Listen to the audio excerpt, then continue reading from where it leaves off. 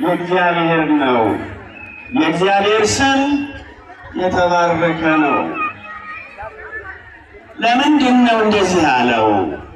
ይሄንን ቃል ለምን ተናገረ? ምን ደርሶበት ነው? የት ሄዶ ነው? ዳንኤል በስደት በነበረ ጊዜ ናቡከደነፆር ይባላል ንጉሡ። በዚያን ጊዜ ሕልም የሚያስፈታው አጥቶ የሚተረጉምለት አጥቶ ሁሉንም ጠርቶ ናቡከደነፆር አዋቂዎች የተባሉ ተርጓሚዎች የተባሉ አቅቷቸው፣ ይህ ግን ትንቢተኛው ሕልም ፈቺው ዳንኤል ወይም ብልጣሶር የተባለ ትንቢት ተናጋሪው በዚያ ተገኝቶ ነበርና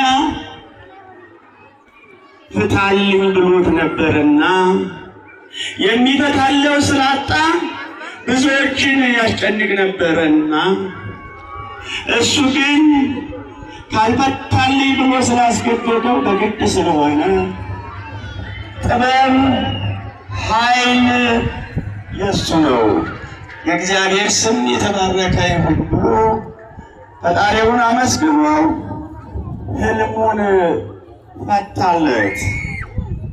ሕልሙ ብዙ ነው። የንጉሥ ሕልም ብዙ ነው። ያቃዣል። አልጋ ሁሉ መኝታ ሁሉ ያስጨንቃል። ሕልም ካላየም አየሁ ብሎ ይደነግጣል። ከእንቅልፍ እንቅልፍ የሚባል ነገር በዓይናቸው አይታይም። እንደኔና እንደናንተ እያመሰገኑ መተኛት አይችሉም። በተኙ ጊዜ ደግሞ የሚታያቸው ክፉ ነገር ስለነበር፣ የሚያስደነግጥ ስለነበር፣ ደንግጦም ስለነበር ይሄንን ተርጉምልኝ ብሎ ንጉሡ ጠየቀው። ለዳንኤል ዘገሰስከ ጊዜ መሥዋዕተ ሰርክ ወነግ መስዋዕነ ለለሰዋግ ሳኡል ባርክ ባርክ።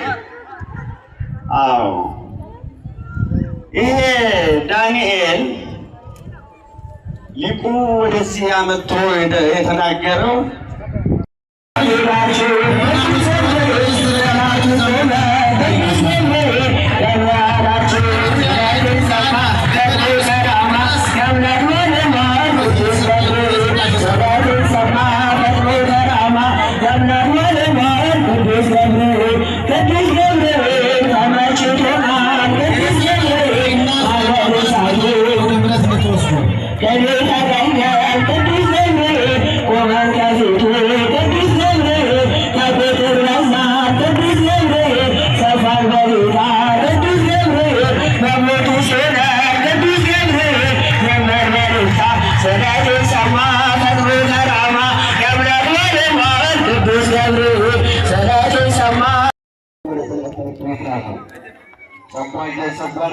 የነበረ በቅዱስ ጊዮርጊስ ሰላም አንድ ሺህ እግዚአብሔርን አመስግኑ። እግዚአብሔርን አመስግኑ።